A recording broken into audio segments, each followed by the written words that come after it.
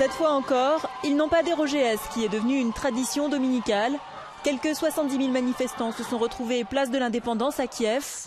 Sur la scène, un visage connu, Bernard-Henri Lévy. Le philosophe français décrit cet épicentre de la contestation contre le président Yanukovych. Je n'ai pas vu de néo-nazis, je n'ai pas entendu d'antisémites. J'ai entendu au contraire un mouvement incroyablement mûr, incroyablement déterminé et très profondément libéral.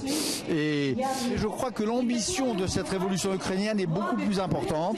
Et ce que j'entends sur le Maïdan, c'est la volonté de revivifier le rêve européen, de lui redonner un contenu, de lui redonner une chair. Quand les gens disent Europe ici, c'est pas un mot vague. Ça veut dire citoyenneté, ça veut dire état de droit, ça veut dire multiplication des libertés. Cette Europe dont nous perdons trop souvent le sens dans les pays d'Europe occidentale, elle est en train de retrouver une signification ici sur le Maïdan.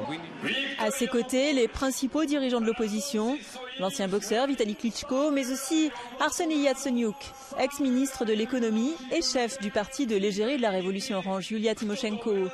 Il revient sur les propos peu gratifiants sur l'Union européenne de la secrétaire d'État américaine adjointe Victoria Nuland.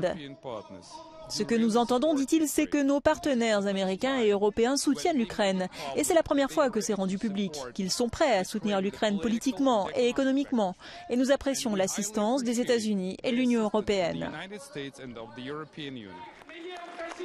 Certains des manifestants ont également rendu hommage à la chaîne de télévision russe Dozhd, fermée quelques jours plus tôt par les autorités.